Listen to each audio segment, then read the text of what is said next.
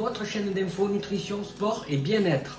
Je suis heureux de vous retrouver aujourd'hui pour cette nouvelle vidéo dans laquelle nous allons aborder le sujet des abdominaux. Les abdominaux, qui n'a jamais rêvé d'afficher une belle tablette de chocolat bien saillante pour faire le kéké sur les plages.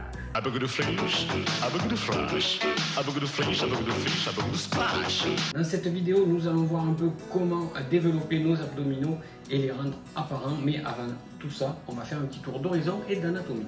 Comme vous pouvez le voir sur cette image, nous avons plusieurs abdominaux, le petit oblique et le grand oblique qui vont nous servir essentiellement à faire des rotations. Ensuite, nous avons le grand droit, le fameux avec les 6 carrés de chocolat qui va nous servir à nous pencher, entre autres, mais aussi à forcer, pousser.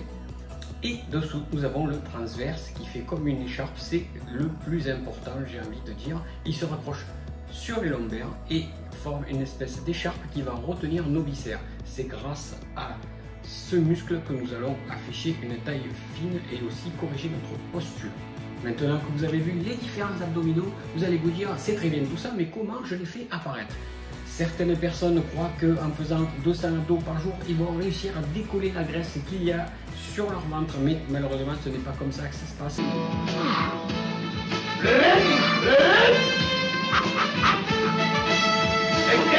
Et non, on ne peut pas perdre de graisse de manière localisée. La graisse va partir un peu de partout, hein. On ne peut pas perdre de manière ciblée.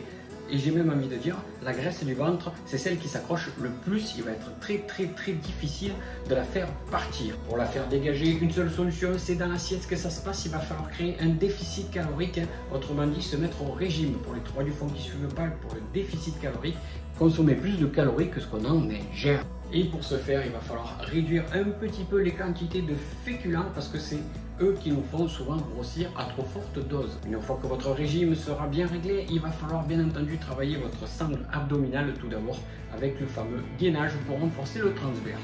Le gainage consiste à faire la planche. Inutile de rester 2 heures en mode planche, ça ne sert à rien. Faites 3 fois 1 minute et c'est largement suffisant. Pour travailler le grand droit, vous aurez les crunchs ou encore le relevé des jambes ou enroulé de bassin. Il est donc inutile de faire des abdos tous les jours, ça ne sert strictement à rien, hein. Peut-être que vous allez même finir par vous faire mal. Je vous conseille tout simplement d'en faire 2 ou 3 fois par semaine, c'est largement suffisant. Les abdominaux sont des muscles comme les autres, ils ont besoin de récupération, hein. Quand vous avez des courbatures le lendemain d'un entraînement, c'est tout simplement que vous avez créé des micro-lésions dans votre muscle. Donc des micro-déchirures, ces fibres qui se déchirent doivent se reconstruire pour devenir plus fortes. Il en va de même pour les abdos, c'est exactement la même chose.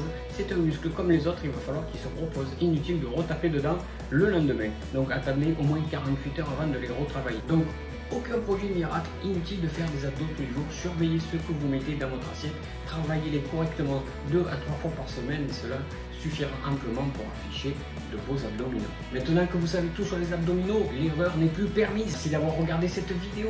Je vous invite à vous abonner, à liker et à partager en masse. Ça me fera vraiment plaisir. En plus, c'est gratuit. Pourquoi s'en priver? Je vous dis à bientôt pour une prochaine vidéo et surtout restez en forme.